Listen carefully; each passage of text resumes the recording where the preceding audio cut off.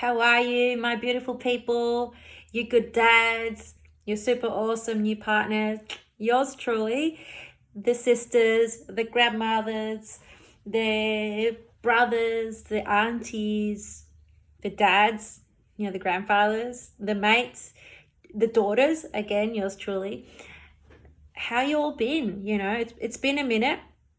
I have been working on assisting dads, with their child custody matters. There's a few there that I've been assisting lately. I wish I could help all of you, which is my goal, which is the project several projects that I'm working on at the moment to find more affordable, to create content, that is useful for your child custody cases, that's going to be more affordable.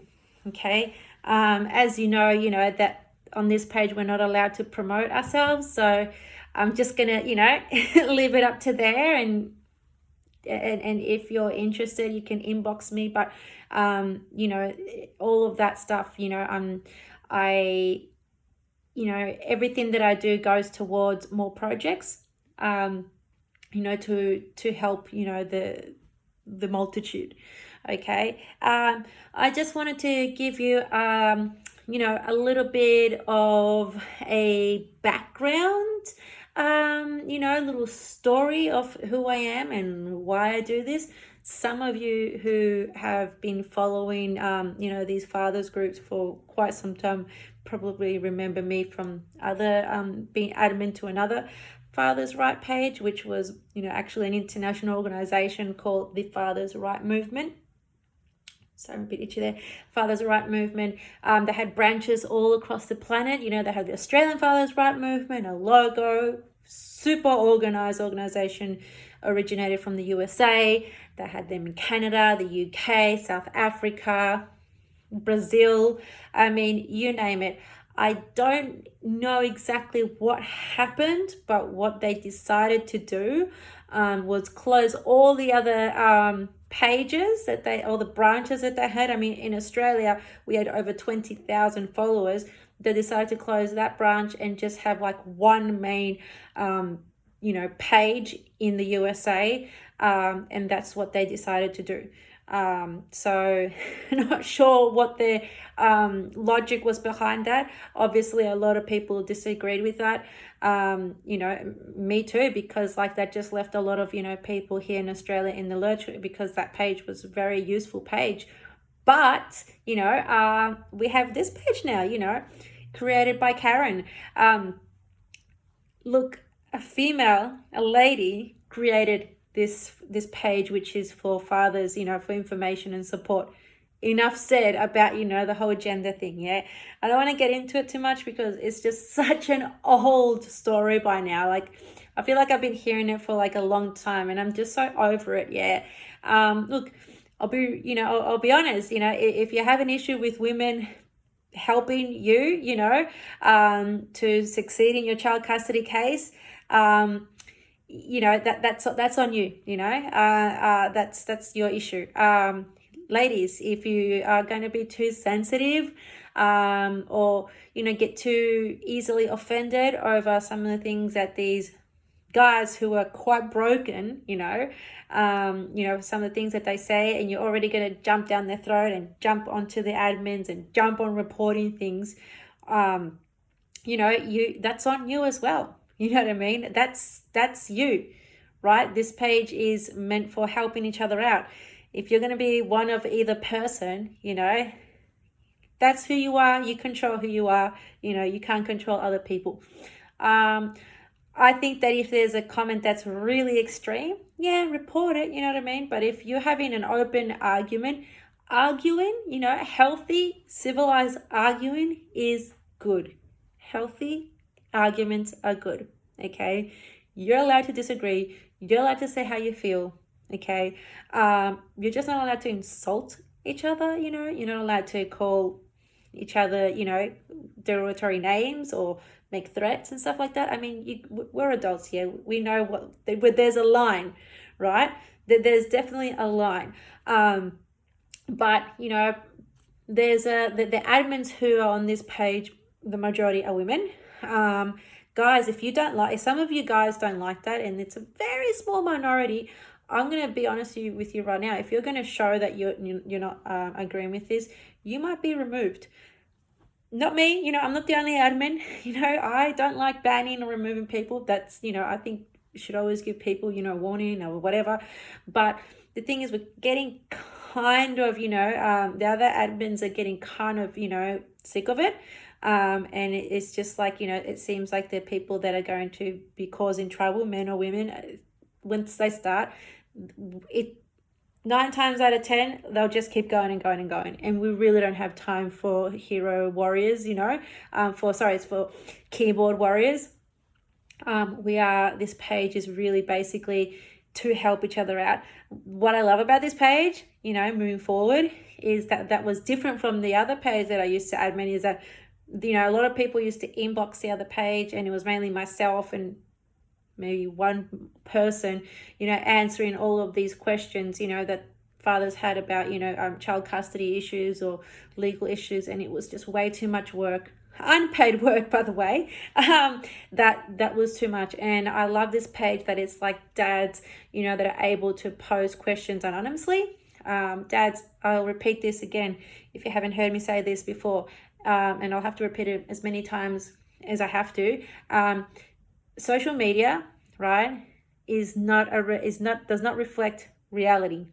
Okay, you should not be having your real name and a picture of yourself on Facebook, especially if you are asking questions or making comments in Facebook groups. Because even though this is a private Facebook group, your ex and her people and her regime could be making fake profiles and getting in there, take a snapshot, chuck it on an affidavit, and you're done. Do you know what I mean? You could get in big trouble. You're pretty much, breaking the law. It's Family Law Act 1975, Section 121. I'm pretty sure it's Section 121. Look it up. You know what I mean? You shouldn't, make yourself anonymous. Make yourself, anonymous. Don't make it easier for the other side to catch you out. Change your name. Put yourself as an alias, okay? Call yourself Batman or Robin Hood, and change your picture so that you can feel free to ask any questions you like, and express however you want to express yourself, obviously within limitations and boundaries. Okay, going back to how, fathers are posting questions on the page, other fathers and new partners and grandmothers and sisters and brothers and grandfathers, and everybody's just helping each other out. Love it. Absolutely love it. Every week, okay, we are getting posts from dads, or I'll get an inbox from dads, saying, I've done it. I've got 50% custody, or I've got full custody, whichever it is. It is happening way more often than ever before. So you do have a chance, okay, in court. You just have to get yourself well informed, well educated, okay? Do not think that by throwing tens of thousands of dollars to your lawyer or legal team that's going to result in 50% custody or full custody. It does not. If you think that's all you have to do to have a successful case, you will, I don't want you to realize that that's really, not the case, and for you to have a really bad outcome, because I don't want your kids to have a bad outcome. Okay, I was that child once upon a time. Okay, I am that, now I'm stepmother. So educate yourself. It's all about educating yourself. Go to the Family Law Act. Go to AustLii, AustLii.com.au. Okay, search for the Family Law Act. Okay, 1975. Child custody issues, go from Section 60 onwards, and get to know it. Get to know your rights. The law is quite clear. There should be 50-50 custody, right? But once you go to court, anybody that's going through a court case, everything's like stopped, and everything's halted. Then orders start, order here, order there, order there. Dads that educate themselves, dads who use lawyers at first, and then dads who end up self-representing, that have educated themselves with how lawyers have written things or expressed themselves. Dads who have stayed calm, dads who have stayed informed, dads who have asked questions, dads who have pestered other dads or other people or lawyers or legal aids. So, and I say that in a positive way, that have just kept going and showing up to court and not backing down, but at the same time, not, losing their cool and making themselves look crazy, right? Have really good outcomes every day. Okay. You have to have belief in yourself, and you have to have belief that things have changed and progressed. When you hear another dad, okay, or another person that's saying that their son or their partner or whatever had a really bad outcome in their case, please take that with a grain of salt. Okay. It is impossible, okay, for anybody to explain how everything went down, during a long, complex custody battle, they can't explain in one sentence or one paragraph of Facebook of how it all went down. Okay. A lot of the times they're in denial. Okay. And I'm not saying that they did anything wrong or that they knowingly did anything wrong. Sometimes, a lot of the time it was their own lawyer that took them for a ride, that manipulated them, that, manipulated them into fighting more, into writing stupid things, or they lost their cool with their family report writer, whatever. You know what I mean? It really is. I hate saying it, but it really is a game. It really is. This is the biggest, most important, battle/game that you're going to be in. Do not, give the other side an opportunity to win once, to win one battle. Okay, so do not give a bad look. Do not show up at the other house. Do not, text if there's an AVO, or whatever. Do not consent to AVOs if you haven't done anything wrong. Do your due diligence. Okay, if you're going to pay for a report writer, I would suggest do not pay for a report writer, get the courts to pay for it, or go harvest with the ex. Because the fact that you pay for a report writer means that the report writer now has to be even more objective, and most of the time it doesn't go in your favor because you've paid them. So a lot of dads think that, I'm going to pay $1,000 for a report writer, surely they're going to speak good about me. And that arrogance, just having that arrogance, sometimes that arrogance comes out during the interview with the report writer, and they're like, yep, sweet. Do your research on the report writer. If you're going to pay $8,000 for a report writer, make sure you do your research. Yeah, like don't just go, my lawyer said my lawyer recommended that one. It was highly recommended by my lawyer. Okay, do not trust your lawyer. Okay, if you have a property or an asset, okay, do not trust your lawyer. I'm sorry to say this, if there are lawyer people out there, you know exactly what I'm talking about. They're usually after your assets, okay, because they know that if you don't pay them, they can take your home, you should probably ask them, how many homes have they taken before you, okay? When somebody says this is the best lawyer in the country or the best lawyer in the state, that doesn't mean that that's the best lawyer that wins every case. No lawyer wins every case. It amazes me how some dads, are so gullible and think that they have the best lawyer. The best lawyer means the best at extracting money from divorces and child custody battles by creating more unnecessary work. If you are realizing that your lawyer is just creating unnecessary work to get paid more, you need to change lawyers, or you need to put a stop to it with an email in writing saying, hey, I'm sniffing some, unnecessary work here to get paid more. I'm not going to tolerate it. You need to stop and do what I tell you. My instructions are X, Y, and Z. Make an application order. Ignore the other side's emails, you know what I mean? Letters between lawyers mean absolutely nothing. They mean nothing. What's the letters between lawyers going to mean? If there's a heading in those letters that says without prejudice, you can't even use that in court.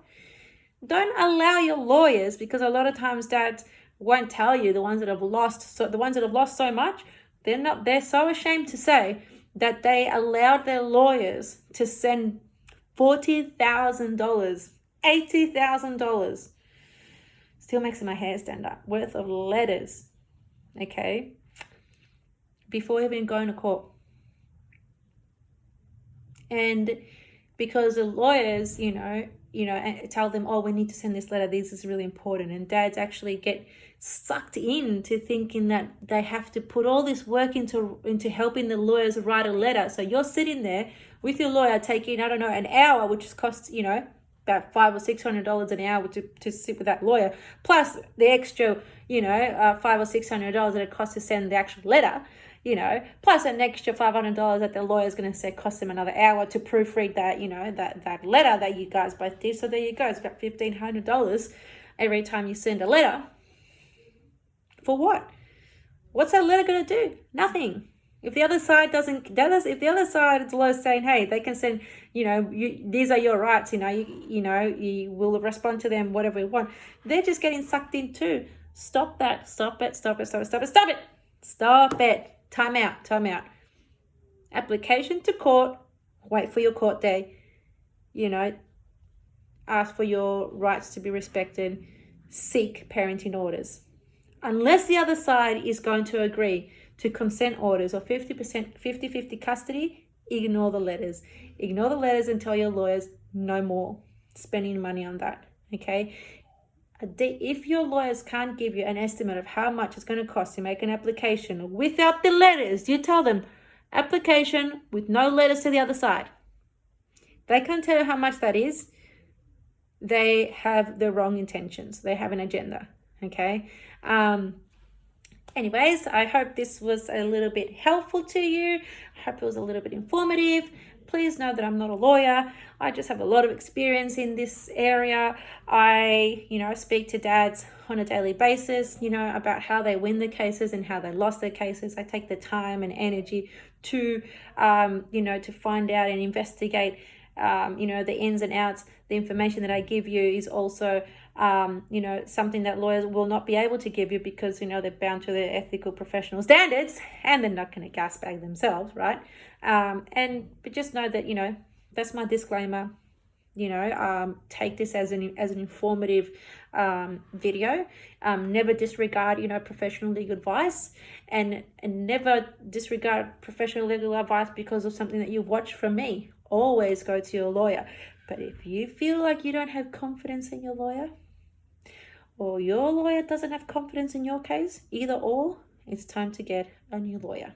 Don't even stress yourself out, ring up and tell them to take over the case because you ain't got time to waste, okay, trying to beg your lawyer to listen to you if they're not doing what you asking them to. And be really clear and concise. When you have a conversation with them on the phone, follow it up with an email, okay? By saying, just want to recap on our conversation. These are my clear and concise instructions that I'm giving you. I want you to do this, and I don't want you to do that. Boom. Because that way, those junior lawyers, okay, who are told by the senior lawyers to, to talk you into doing more fluff, to do more work, right? That's not necessary. Now can take that email to the senior lawyer and say, I can't do that anymore. We have in writing exactly what this client wants. Okay, cool. Well, let's, our game of trying to get more money out of this person ends here. Let's actually do our jobs. Okay? Hope this little information video helps you. I hope it finds you well. Please take care of your mental health, dads, go out with your friends, talk to a counselor. Also, last and not least, try not to feel like a victim, even if you are a victim. Accept that you are a victim of an abusive ex-partner. Nobody's saying that you shouldn't accept that. Accept that. But don't use that as a way, okay, to run your case, okay? Or to motivate you to do things, because that's the wrong energy, okay? The right energy to run your case, okay, that you need to hop onto is quite simple. LOVE, love. Love of your children, love of yourself, love of better things, love of a better day. love of a better country, love of a better society, and love of people in general. Okay? Peace.